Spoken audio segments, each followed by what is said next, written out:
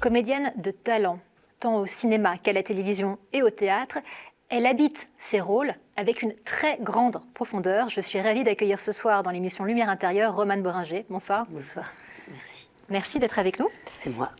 Alors, vous êtes à l'affiche en ce moment d'une pièce qui s'intitule L'Occupation. Alors, je ne vous cache pas, quand j'ai vu le titre la première fois, je pensais qu'il s'agissait de la période de l'occupation, comme tout le monde. Et en fait, pas du tout. En fait, l'occupation, c'est la place qu'occupe dans votre cœur, dans votre esprit, dans votre âme, pas partout, une femme dont vous êtes extrêmement jalouse, qui est donc la femme avec laquelle, avec laquelle s'est mis en couple votre ex-petite amie. Et elle occupe littéralement toute la place, cette femme, en fait. Oui, donc L'Occupation, c'est un texte d'Annie Ernaux. Et c'est un texte qui décrit l'état d'une femme qui va plonger dans une obsession. En fait, l'occupation, ça pourrait être aussi l'obsession. Elle est occupée par l'image de cette femme qui a pris sa place, occupée par le désir de ravoir cet homme. Une spectatrice, l'autre fois, est venue en disant « c'est la cartographie de l'âme de la femme abandonnée ». C'est ça. C'est la plongée pendant 1 heure dans le cœur et l'esprit et le corps habités par cette impression d'être déshérité, dépossédé, et le vertige que ça provoque, et puis aussi la ressortie. Donc c'est surtout et avant tout un texte de Annie Ernaux et l'occasion de découvrir une femme exceptionnelle. Par sa langue, par son écriture, par son âme, par son humanité. C'est une auteure absolument fantastique, que j'ai le privilège d'interpréter. Elle écrit très bien, c'est vrai, et en même temps, il faut quand même le dire, ça peut être un peu cash, par moments, un peu cru, c'est peut-être pas à mettre dans toutes les oreilles, mais c'est vrai qu'il y a une écriture...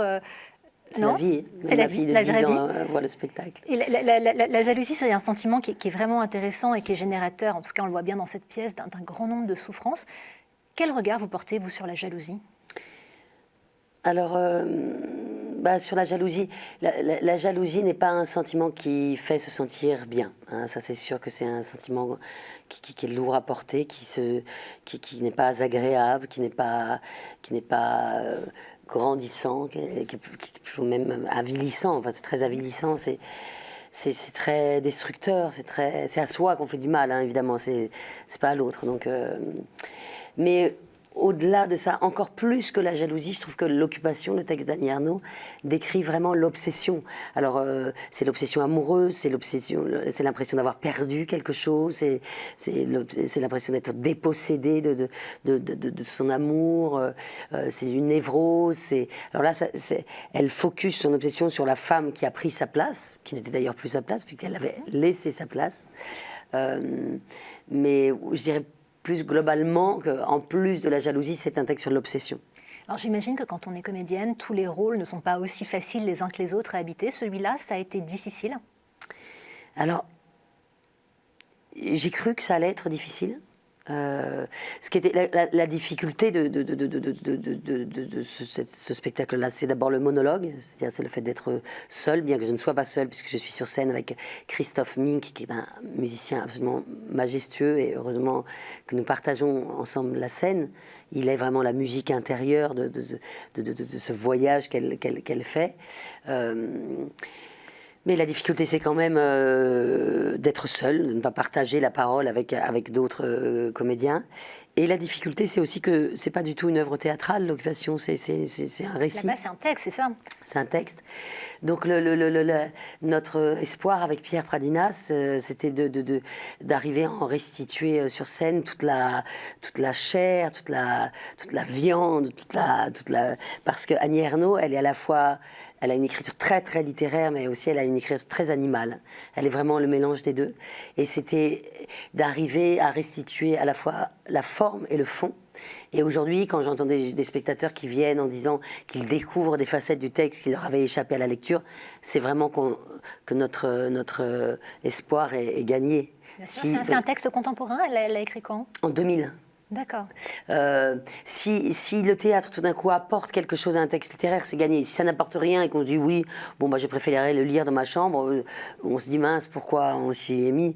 Alors que quand j'entends des gens dire qu'apparaît l'humour d'Annie Ernaux, qu'apparaît sa sauvagerie, alors c'est que à la fois nous, comédiens, metteurs en scène, et elle, auteur, et notre équipage, a amené une plus-value au texte. Et du coup, ça valait le coup de le porter au théâtre. Et là, on est vraiment heureux. Quel regard elle porte, sur le texte? Oh, bah, je crois qu'elle est venue, mais moi, elle m'impressionnait trop, alors j'ai pas trop... Ouais, vous n'avez pas échangé avec elle? Ça aurait été intéressant, pourtant, d'avoir son regard. Ça aurait été intéressant, et en même temps, bien sûr, de toute façon, j'étais très heureuse qu'elle soit là, mais... Si vous voulez, par exemple, si vous demandiez si ça avait été difficile et tout ça, j'ai cru que ça allait être difficile. Et puis en fait, quand on a commencé à répéter avec Pierre, le metteur en scène, j'ai absolument fusionné avec la pensée, avec l'écriture, avec ce texte. Ah mais vous êtes le personnage, c'est impressionnant, il y a vraiment une profondeur. Ça a intervenu à un moment de ma vie où j'avais besoin de ce texte, et ça arrive des fois. Et donc c'est comme si Annie Ernaux, elle avait éclairé mon chemin. Et c'est comme si chacun de ces mots, je les comprenais profondément. Donc quand elle est venue, tout ce que j'aurais pu lui dire était en deçà de la manière dont elle m'a accompagnée. On peut dire, vous avez changé ma vie, vous m'avez illuminée, je suis meilleure aujourd'hui qu'avant de vous connaître. On a envie de dire tout ça, puis en même temps c'est toujours moins que ce que ça a fait vraiment en moi. Donc j'ai juste dit, je suis très très heureuse de jouer votre texte, mais en fait, elle a compté beaucoup plus que ça. Donc voilà, j'épouse ma mission de comédienne chaque soir, en montant sur scène, c'est de restituer l'aide précieuse, la fraternité de sa langue, de ses mots, en espérant qu'elle sera aussi la même chose pour d'autres spectateurs, une aide, une lumière, un pansement, un réconfort, de voir que d'autres femmes, ou d'autres hommes, parce que ça peut valoir aussi pour un homme, un réconfort, un profond réconfort. De voir que d'autres sont comme ça obsédés littéralement. Parfois la littérature, dans la vie, c'est un profond réconfort. Alors c'est une question à laquelle il est toujours très difficile de répondre. Il y a ce rôle-là dont on sent qu'il est effectivement très important pour vous, il est arrivé au bon moment. Quels sont les rôles, les quelques rôles ou le rôle qui ont le plus compté dans votre carrière? Renoncer, c'est choisir, donc c'est jamais simple comme question. Je suis incapable de répondre à cette question, surtout au théâtre. Alors, je pourrais un peu plus au cinéma, mais j'ai, je crois, aimé passionnément, profondément et absolument chacune, peut-être sauf une, de mes aventures de théâtre. En ce sens où... Alors un théâtre, c'est une pièce de théâtre, c'est beaucoup plus long qu'un tournage, c'est parfois 6 mois, parfois c'est des pièces qui sont reprises sur 3 ans, 3 saisons. On ne peut pas faire ça, enfin, en tout cas moi, sans aimer profondément. Je pourrais vous dire le choc de jouer Shakespeare quand j'ai joué Roméo et Juliette. Je pourrais vous dire le choc de découvrir Tennessee Williams quand j'ai fait La Ménagerie de Verre. Je pourrais vous dire le choc de comprendre Brecht quand j'ai joué La Bonne âme de Sichuan. Je pourrais vous dire la drôlerie de comprendre Labiche, Ionesco, l'émotion de découvrir Tchekhov, la famille de folie que j'ai fait avec un auteur qui s'appelle Gabor Rassoff et Pierre Pradinas. Chaque pièce, chaque auteur, quand j'ai dit Hugo, quand j'ai dit Proust, chaque auteur a tellement compté, m'a tellement agrandi, m'a tellement rendu meilleur. Élevé aussi, à chaque fois, je pars vraiment d'un tout petit endroit, très modeste, une culture très moyenne. Chaque aventure, chaque partenaire, chaque tournée, chaque hôtel, chaque scène, a tellement forgé ma nature de comédienne que vraiment au théâtre, j'ai eu des rôles exceptionnels depuis que j'ai commencé. Vous avez effectivement eu des rôles incroyables. Vous parliez de Roméo et Juliette, mais de Shakespeare, vous avez également interprété le personnage de Miranda dans La Tempête. C'est d'ailleurs une des pièces qui a contribué, si je ne m'abuse, à vous faire repérer, quand même, dans une mise en scène de Peter Brook. Le théâtre, c'est un peu comme une seconde maison pour vous? Ouais, c'est mon abri. J'ai quand même 45 ans et chaque jour, quand je me rends au théâtre, je me dis c'est l'endroit où je préfère être au monde, quasiment, à part peut-être avec mes enfants. C'est ma seconde peau, c'est l'endroit où je suis une super-héroïne, beaucoup plus que dans la vie. J'ai plus d'agilité, j'ai plus de grâce, j'ai plus de force, j'ai plus de courage, j'ai plus de... Alors c'est pas du grand courage et de la grande force. Non mais c'est vous en haute définition, quoi. Ouais, c'est là où mes pouvoirs se décuplent. Je suis nulle dans la vie pour 1000 choses, je suis maladroite, je suis gauche, je suis pas sportive, j'aime pas marcher. Je peux pas vous dire. Tout d'un coup, je suis sur scène, j'ai de la force, je sens mon corps vivant. Je suis bien, je suis protégée, évidemment, c'est une vie très protectrice, hein, aller faire son travail dans un théâtre, on n'est pas très en danger. J'aime les textes, j'aime refaire, j'aime parfaire, j'aime me conquérir et conquérir aussi un public. J'aime vraiment profondément être là, mais comme un gros bébé qui serait à la tétée, quoi. Je me sens hyper repu, bien. C'est mon bien-être absolu. Donc c'est un privilège d'y être tous les soirs. Alors là, on a pas mal parlé de théâtre. Il y a aussi votre carrière au cinéma. Alors le film, là, on parlait de la pièce qui vous avait révélé. Le film qui vous a révélé, c'est peut-être Les Nuits Fauves, avec pour partenaire Cyril Collard. On se souvient très bien de vous dans ce film, qui vous a valu d'ailleurs le César de meilleur espoir féminin. Vous avez le sentiment que ça a vraiment marqué un tournant dans votre carrière, ce film? Plus qu'un tournant, Non, mais plus qu'un tournant, ma carrière, je n'avais pas de carrière avant puisque j'avais quand même que 17 ans. Ça a sauvé un peu ma vie. Je vois aujourd'hui à quel point il est difficile quand on est une jeune personne de trouver son chemin, de trouver sa place, d'avoir le sentiment d'être à son endroit.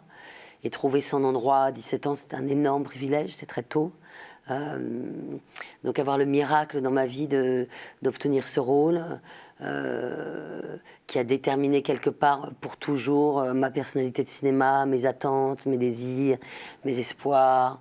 Rencontrer quelqu'un comme Cyril Collard, c'est-à-dire placer le cinéma à cet endroit d'importance et de nécessité vitale, voilà, voir un homme faire du cinéma comme ça. Je pense que même si j'ai pas réussi tout le temps à faire ce type de film et tout ça, mais, parce que c'est rare, mais ça a déterminé quand même l'endroit où j'avais envie d'être, quelle importance, quelle morale j'accordais à mon métier.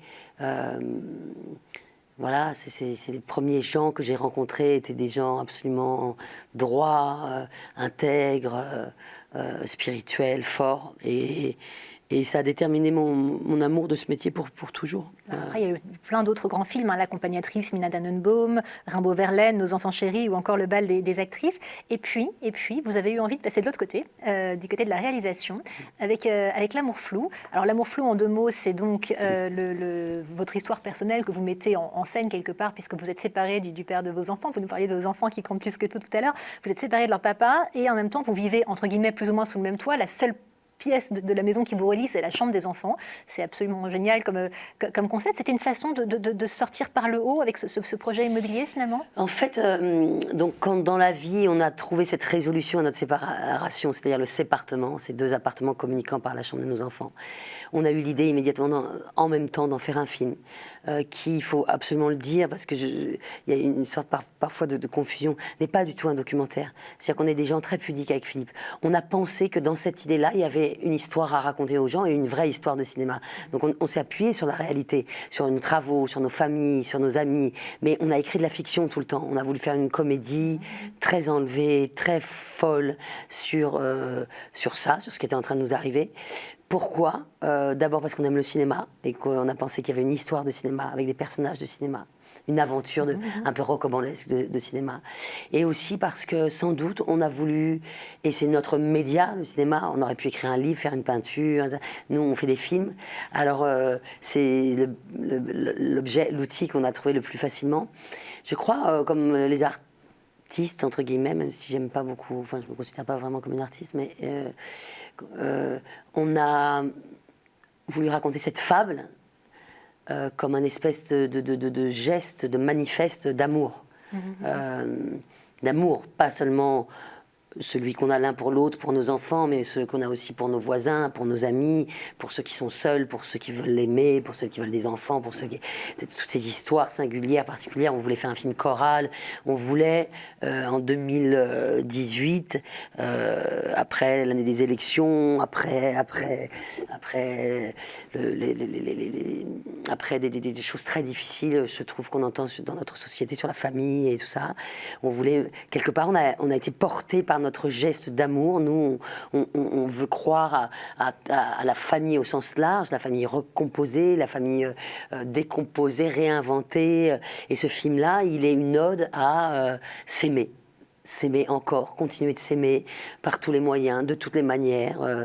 Et on voulait que ça soit gai, on voulait que ça soit joyeux, on voulait que ça soit fou, on voulait que ça soit osé. Vous avez reçu beaucoup de témoignages de gens qui ont trouvé là encore un peu de réconfort ou des idées, des sources d'inspiration? Énormément, mais je le dis sans aucune modestie parce qu'on l'a rêvé, mais on n'était pas sûr de l'obtenir. Je le dis en toute sincérité. On a parcouru les salles avec Philippe pour faire des débats parce qu'on voulait entendre les gens, et le film génère un attachement de la part des gens. Donc ça fonctionne, cette solution C'est même pas la solution, c'est ce qui fait du bien aux gens, c'est parce qu'on ne dit pas faut vivre comme ça. Non, c'est pas, nous, c'est notre. Mais donneur de leçons, bien sûr. Il faut aimer ses voisins qui sont différents de nous. Il faut les comprendre. C'est le message d'amour qui est derrière, finalement. C'est le message d'amour qui est. Voilà, on voulait faire un film optimiste, joyeux, aimant, un film de serrage de coude, quoi, un film de. Et les témoignages qu'on a sont des gens. On a vu des gens qui étaient entre émus aux larmes et qui avaient tellement rigolé, qui nous en a tellement rigolé, parce que nous, on voulait faire rire les gens aussi. Parce qu'on trouve qu'aussi, la politesse du désespoir, c'est de rigoler. Et donc on sont des gens combien de témoignages, mais j'ai de gens de 20 ans à 70 ans. Ça me donne du courage pour mon divorce, ça me donne du courage pour ma nouvelle vie. Je regrette d'abord avoir fait comme ça, mais je ferai autrement bien. J'y penserai, j'emmène ça. On a fait pareil, enfin, de tout, un espèce de réconfort. Je ne peux pas te dire. On a reçu une vague d'amour après le film gigantesque. Donc ça, c'est le film, ça s'appelle L'amour flou, c'est sorti en octobre dernier. Et puis la pièce, donc, c'est au Théâtre de l'Œuvre. Oui. Ça s'appelle L'Occupation. On va se retrouver tout de suite, Romane. Mais je vais en attendant vous laisser seule sur ce plateau, tout de suite, parce que vous allez m'entendre, mais je ne serai plus physiquement avec vous. Revenez vite. À tout de suite.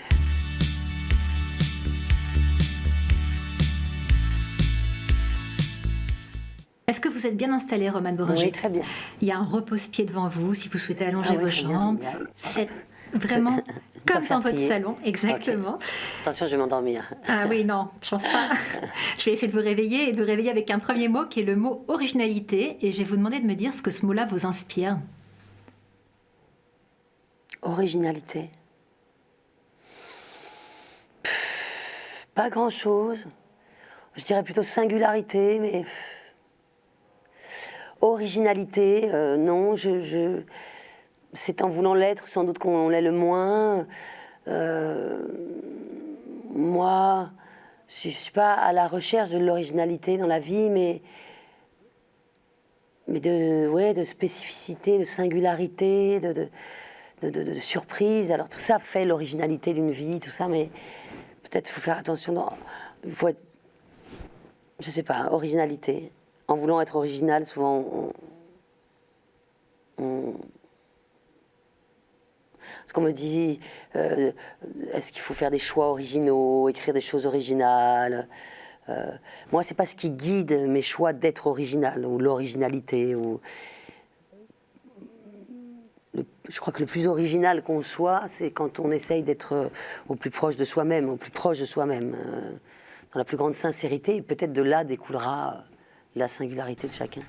Et le mot abandon, il vous inspire quoi? Ah bah déjà, il n'est pas beau à regarder, il fait de la peine. L'abandon, le sentiment d'abandon en tout cas, subjectif. C'est un combat après à mener, c'est une blessure qui dure toute la vie. Hein. C'est un lourd combat à mener avec soi-même après.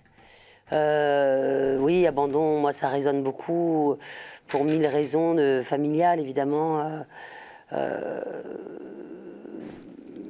Ma mère est une enfant adoptée, mon père n'a pas été élevé par ses parents, ma mère m'a laissé très jeune à mon père. J'ai l'impression que c'est une histoire qui court un peu dans la famille et Abandon, c'est quelque chose dont on met très très très très longtemps à se remettre. J'en suis d'ailleurs pas tout à fait remise. Et qui teinte tous vos histoires d'amour, de travail, d'amitié. Et c'est un grand travail. C'est une quête c'est une quête qui doit avoir une fin, j'imagine, mais en tout cas, c'est un long travail pour revenir de cette sensation, en tout cas. Parce qu'elle n'est pas forcément... Moi, je n'ai pas été abandonnée. Quelqu'un n'a pas pu être au moment où il aurait dû être à mes côtés. Voilà, c'est pas... Mais enfin, ce qui me reste, c'est... ça, c'est... On met toute une vie à revenir de là. Et ça donne de la force aussi, pas que des mauvaises choses, bien sûr. On est combattant, on est résilient, on est... oui, c'est sans doute très constitutif de ma personnalité. Quand vous dites que ça teinte les relations amicales, amoureuses, ça se traduit comment? C'est une peur de perdre l'autre permanente? Oui, la peur d'être abandonné, quoi. C'est un trou, c'est un gouffre, c'est un monstre un peu à l'intérieur. Donc malheureusement, c'est un travail qu'on doit faire avec soi-même avant d'embarquer les autres dedans. Et quand le travail n'est pas assez fait ou quoi, on emmène un peu les gens avec soi. Donc oui, c'est une crainte, donc c'est une grande demande. C'est un besoin de réconfort, encore une fois, difficilement qu'on peut difficilement assouvir quand on est l'autre. Donc c'est un travail qu'on doit faire soi-même parce que pour l'autre c'est une lourde tâche. Donc oui, moi j'ai été une amie très possessive, très excessive, très en demande. J'ai été une amoureuse très dans la demande d'être maternée ou paternée ou voilà. Et ça c'est des choses, ça va mieux maintenant, heureusement que je suis maman et tout ça, mais c'est pas complètement réglé. Alors maintenant que vous êtes maman, justement, vous consacrez quand même beaucoup de temps, en tout cas autant de temps que vous pouvez à vos enfants. C'est une façon de réparer quelque part? Oh non. Non, non, non, non, non, non, non, non. Non, non, non, non. Moi, faut que je me répare moi-même. Ça les regarde pas trop. Je sais que ça les regarde pas trop. Être maman, c'est pas réparer, c'est inventer. Au contraire, c'est tout réinventer. Qu'est-ce que ça a changé dans votre vie de devenir maman?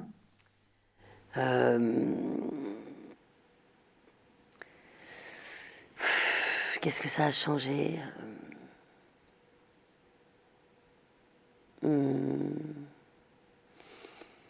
C'est drôle, à la fois tout et rien, c'est-à-dire que je suis complètement transformée et en même temps je suis la même. Qu'est-ce que ça a changé? Comme chez tout le monde, c'est d'une banalité folle et en même temps d'une unicité absolue. Ça a changé. C'est à la fois une énorme force, une force,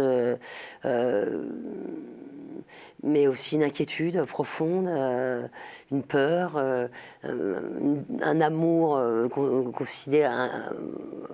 Voilà, c'est à la fois tout. Je suis à la fois plus jamais la même, je ne serai plus jamais la même, et à la fois je suis quand même la même. Donc, je ne sais pas, changer. C'était le rêve de ma vie, de toute façon. Donc, c'est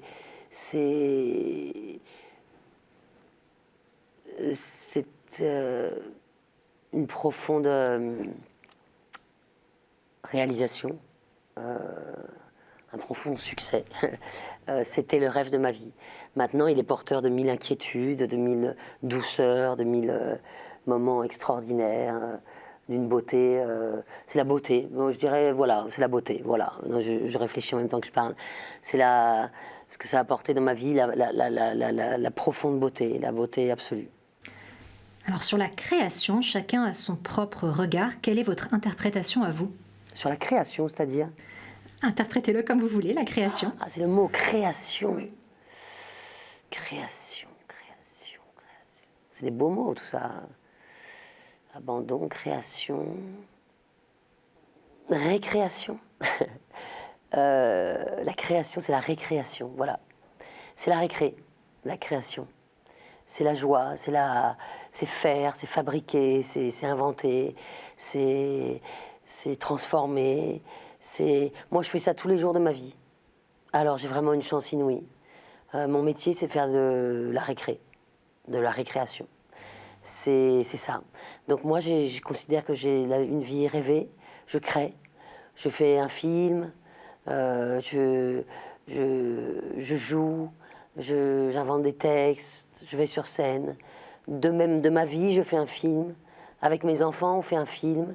La création, c'est pas, pour moi, c'est le moteur de ma vie. Bien sûr, c'est la transformation, c'est la sublimation, c'est décoller du réel, c'est la récréation. Alors, vie rêvée aussi peut-être parce que dans les rôles que vous interprétez, peut-être que les metteurs en scène vous laissent la part de création, ce qui n'est pas forcément aussi systématique que ça pourrait l'être. Vous avez dans les rôles que vous interprétez, dans celui dont on parlait tout à l'heure, dans la pièce L'Occupation et dans d'autres, cette marge de manœuvre, cette latitude?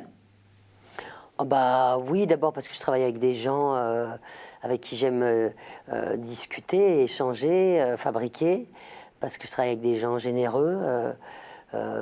Mais moi, vous savez, la création, c'est pas seulement jouer, hein, c'est faire des costumes, c'est monter un décor, c'est tout ça.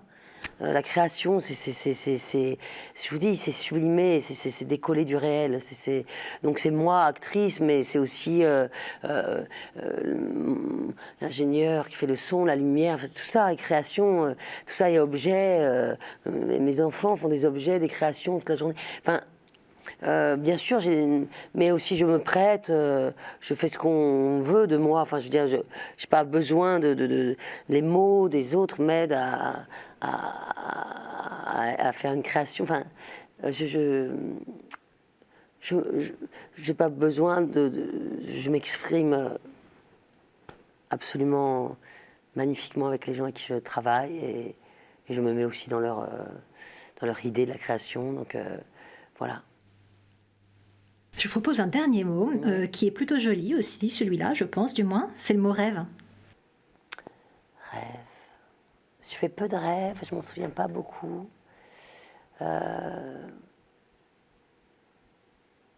C'était quoi vos rêves de petite fille? Mais en fait, je vais vous dire, c'est ça. En fait, c'est peut-être le mot qui m'inspire le moins parce que j'ai même petite fille, je crois. Je suis une fille qui vit assez dans le présent. Donc je me projette pas trop. Et je rêve pas à des choses. Je goûte la chance qui m'est offerte au jour le jour. Donc je peux pas dire je rêve à des trucs. Et en plus, je dois vous dire, comme je disais au mot d'avant, j'ai une vie rêvée. J'ai l'impression de rêver éveillé. C'est-à-dire, ma vie est un rêve. Je suis comédienne. Je joue toute la journée des textes de gens extraordinaires. J'ai du travail depuis que j'ai 17 ans. Je galère pas. J'ai des enfants en bonne santé. J'ai des amis. Comment dire, c'est énorme, c'est beaucoup. Donc, j'ai du coup pas du tout le fantasme du rêve et de ça. Je rêve éveillé. J'ai de la chance. Vous avez de la gratitude justement pour cette beaucoup. chance? Ouais, beaucoup. Ouais, la gratitude, c'est un sentiment que j'éprouve énormément. Alors, je suis parfois triste, mélancolique, je chiale pour rien, tout ça, mais j'ai une profonde, profonde, profonde gratitude, qui est peut-être un mot que je prononce tous les jours dans ma tête. Gratitude d'avoir cette chance d'être épargnée des souffrances plus dures, plus réelles, plus quotidiennes, épargnée, très épargnée. Et cette gratitude, elle se caractérise comment? Vous dites le mot tous les jours dans votre tête ou est-ce que ça va plus loin? Non, c'est ça, je prononce ce mot. Je prononce ce mot dans ma tête.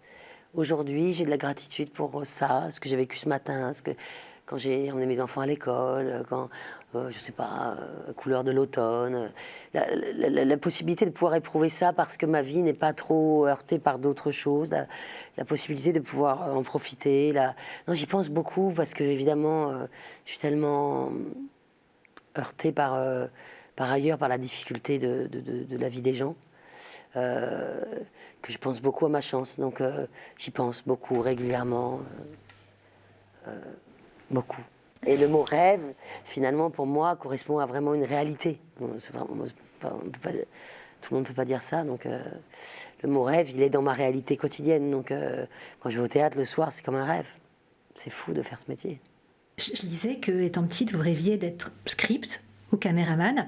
Bon, vous restez dans cet univers, vous n'êtes pas si loin, mais c'est des métiers que vous aviez vraiment envie de faire plus jeune?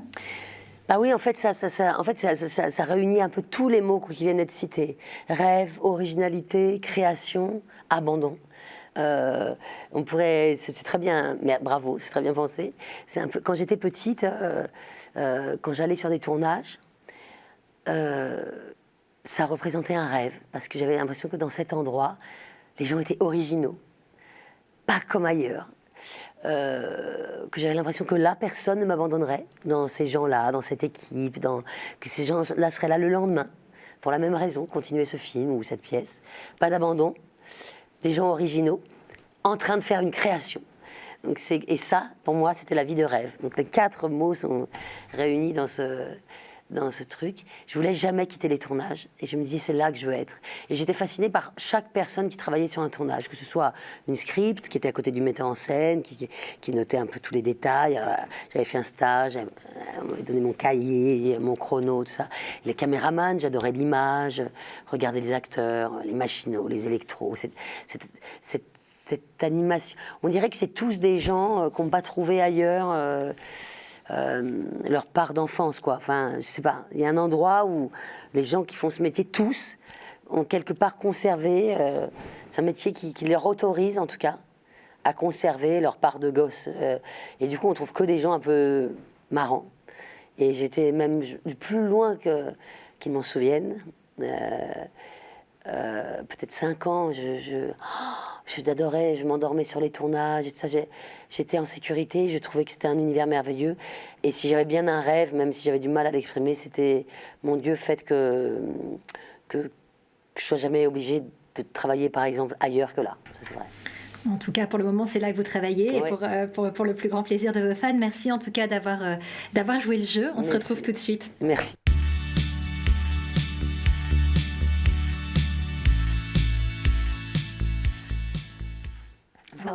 Me revoilà. Ces 4 mots qui vous ressemblaient finalement assez. Ouais. Est-ce qu'il y en a un qu'on n'aurait pas listé, qui vous ressemblerait aussi? Oh, je peux pas dire ça. C'est difficile de se caractériser en un mot. C'est quoi votre moteur quand vous vous levez le matin? Vous nous parliez de création, certes, mais quand vous vous levez chaque jour, qu'est-ce qui vous donne de l'énergie? C'est quoi votre levier?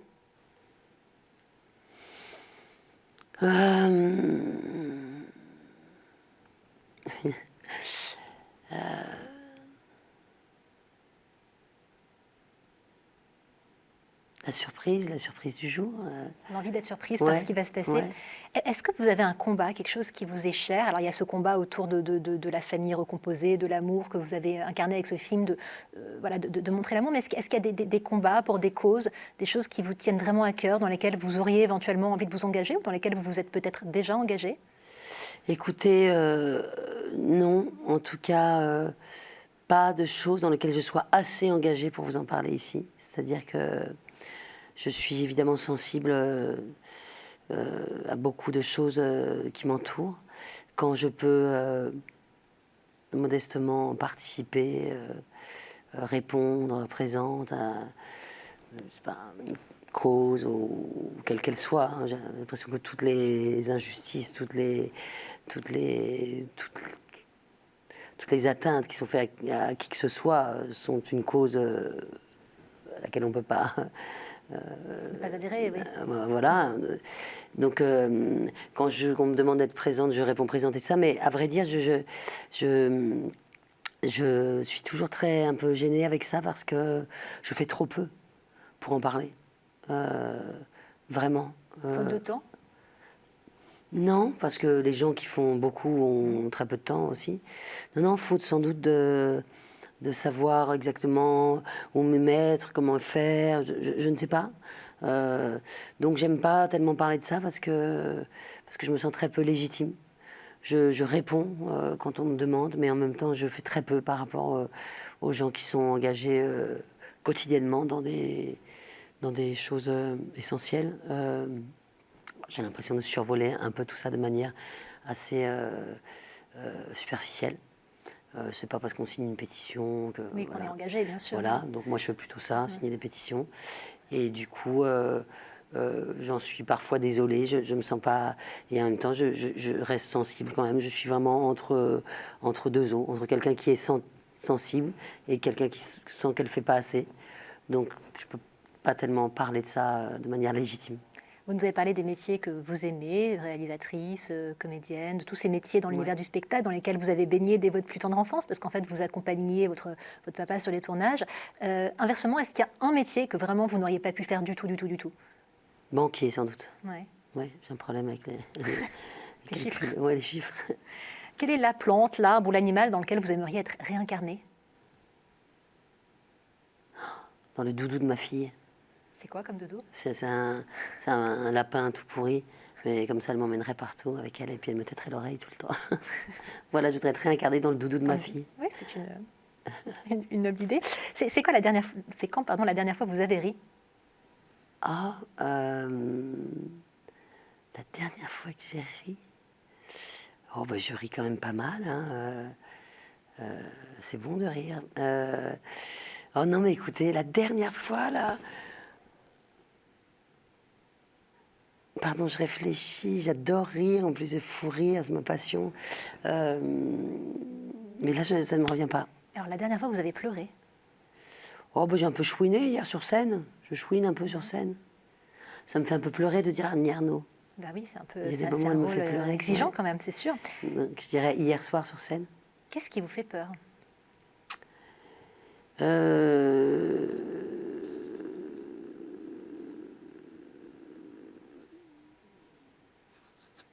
La fragilité de la vie. Votre remède contre la déprime?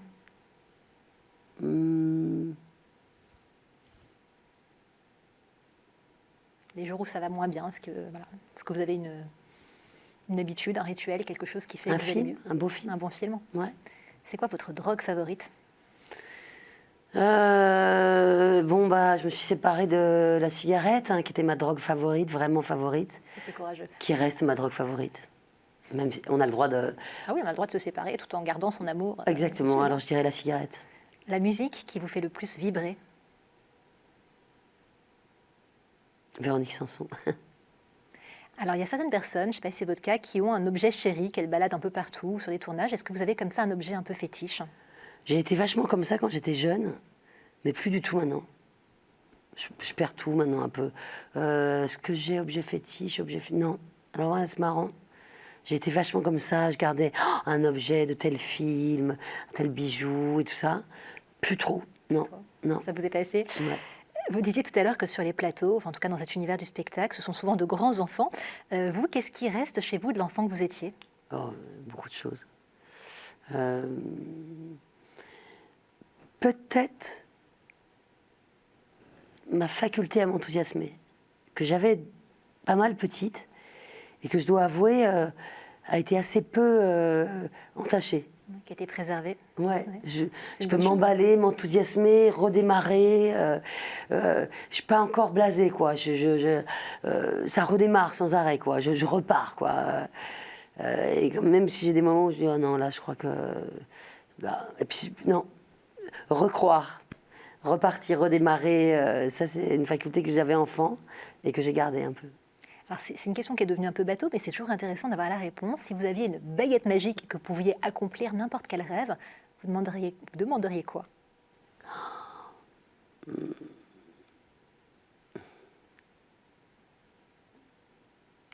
Que chacun soit muni d'une baguette magique pour soi-même. Voilà. Quelle est la qualité à laquelle vous êtes la plus sensible chez un être humain? La bonté, la bonté. Et votre plus grande qualité à vous? C'est vraiment difficile de dire, non? Vous parliez d'enthousiasme. Oui, ma faculté à m'enthousiasmer, disons. Je ne sais pas si vous avez l'occasion de voyager un peu, mais est-ce qu'il y a un pays dans lequel vous verriez vraiment vivre, à part la France? Oh bah oui, le Portugal. Pourquoi le Portugal? J'aime le Portugal, j'aime les villes du Portugal. Ouais, le Portugal. Le Portugal. Est-ce que vous avez un héros ou une héroïne, que ce soit quelqu'un, enfin, un personnage que vous ayez interprété ou pas du tout d'ailleurs, mais qui vous inspire particulièrement, qui vous guide, vivant ou mort d'ailleurs? Non, pas vraiment. Quelle est l'erreur qui vous a fait le plus grandir?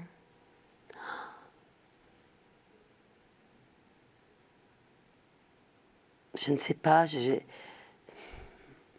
pas tout à fait l'impression d'avoir fini de grandir. J'ai l'impression que j'ai encore beaucoup de pain sur la planche pour ajuster, quoi, pour...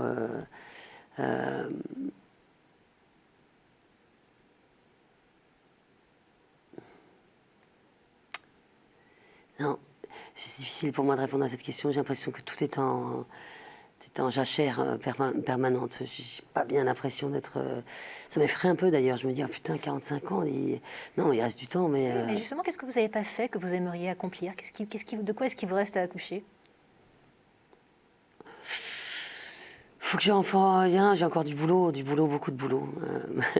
Faut que je sois plus...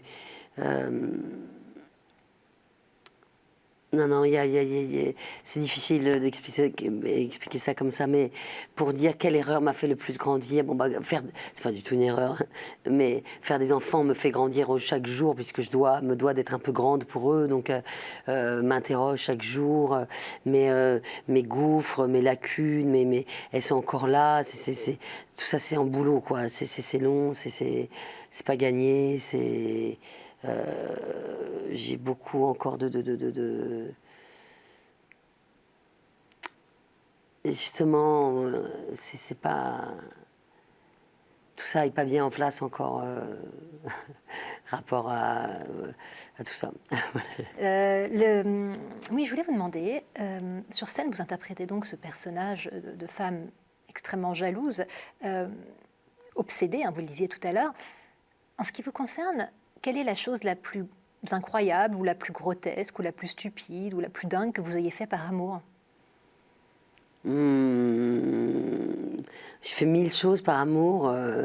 J'ai fait 1000 choses par amour. Je suis quelqu'un d'assez excessive, d'assez enthousiaste, donc j'ai pas peur. Alors j'ai fait 1000 choses. Pas tellement envie mais j'ai pas peur, je me donne assez facilement à mon sentiment amoureux, donc je vais ouais, qu'est-ce que j'ai fait? Non, bah, comme tout le monde, je sais pas plus fou que tout le monde. J'ai pris des avions pour rejoindre des gens que je ne connaissais pas. Hein, j'ai écrit des choses sur les murs. Non, je sais pas, j'ai aimé beaucoup, très fort. J'ai aimé. Quel est le don de la nature que vous n'avez pas et que vous aimeriez avoir? Le don de la nature. J'aime pas les questionnaires comme ça. Questionnaire de Proust revisité. Je suis nulle. J'aimerais être une grande cuisinière. Ce qui n'est pas le cas? Pas du tout. Bienvenue au club alors. Mais pas du tout. Quels sont vos peintres favoris? Est-ce qu'il y a une peinture qui vous parle particulièrement? Oui, bah, il y en a 1000, 100. Qui je pourrais...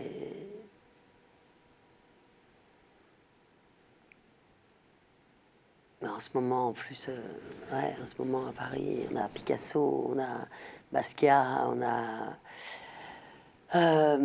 Egon Schiele, on a voilà Vous prenez le temps d'aller voir des expos? Carrément, justement, je voulais vous demander quels sont vos passe-temps, vos hobbies préférés quand vous n'êtes pas sur scène à jouer ou à prendre des textes ou à vous occuper de vos enfants. Qu'est-ce que vous aimez faire? Donc il y a les expos. Qu'est-ce que vous faites? Ouais, j'adore emmener mes enfants voir des expos.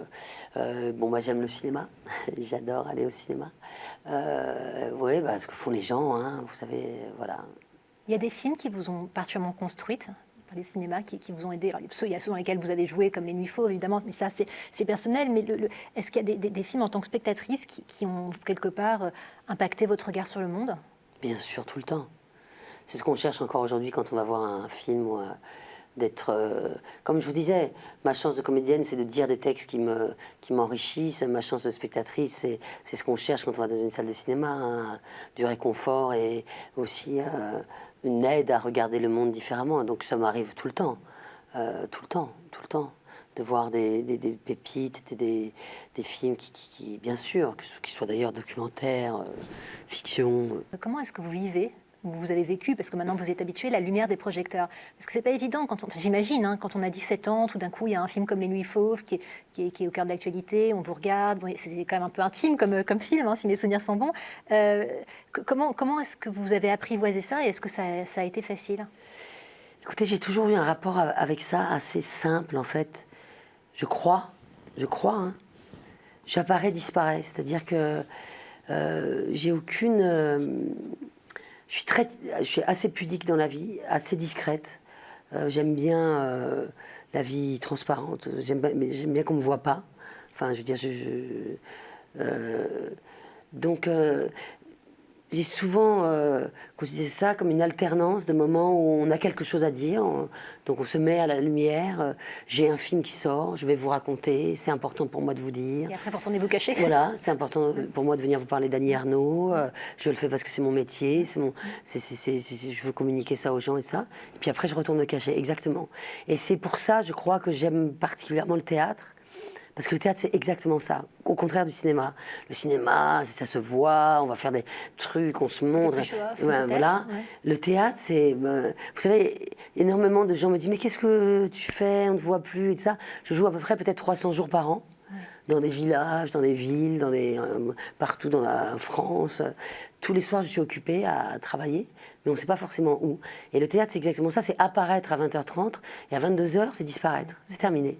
Moi, ça me va très bien finalement. Et ça me va, je joue et après je pars.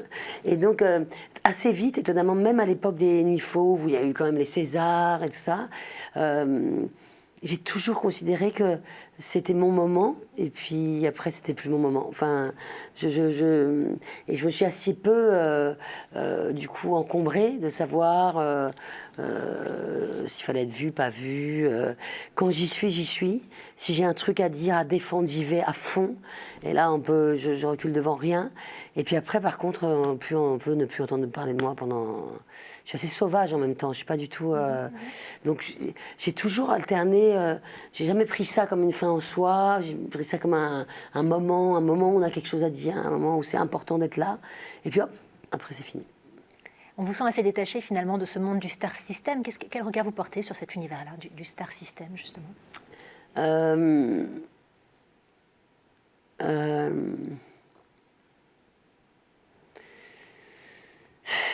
Forcément un regard un peu ambivalent parce que j'en ai besoin aussi. Si tout d'un coup plus personne ne me connaissait, plus personne ne s'intéressait à moi, je serais pas bonne pour faire financer un projet de théâtre. Enfin, t'as toujours besoin un peu d'être... voilà, quand mon film est sorti, j'étais bien contente qu'on veuille me voir à la télé, pour pouvoir parler de ça. Donc j'ai besoin de ce système pour faire valoir les projets auxquels je crois. Après, je trouve qu'on n'est pas dans une très bonne période. Je trouve que l'industrie prend beaucoup voilà, mais ça peut-être c'est un regard un peu réactionnaire. On dit toujours c'était mieux avant et tout ça, mais je trouve qu'on demande beaucoup aux actrices, aux acteurs. Aux actrices, j'ai entendu une interview dans laquelle vous poussiez un coup de gueule contre... Moi ? Oui, vous poussiez un coup de gueule contre contre les actrices auxquelles on ne fait plus appel, qu'on sollicite plus après 50 ans. Vous vous indignez un petit peu, gentiment, hein, c'était pas un coup de gueule violent. Bah oui, non, mais c'est pas un coup de gueule. C'est un cri d'agacement, quoi. Oui. C'est plus que de l'agacement, c'est de la stupéfaction, Non, mais je trouve que la pression est forte sur les actrices et les acteurs, par exemple. Hein, là, je parle de mon métier, avec ces histoires d'images, de machins, de trucs, d'être toujours en forme, belle, je sais pas, il y a un truc, autour de la marchandisation de tout ça oh, putain, c'est vrai, auquel je suis vraiment pas la bonne cliente, moi, par exemple. Et du coup, je sais pas, il y a une... Donc, ce que vous appelez le star system et tout ça, il y a si vous voulez, c'est ambivalent. C'est un jeu qu'il faut jouer. Je vous dis, je suis bien contente de l'avoir joué quand j'en ai besoin pour aller parler des choses qui me sont chères.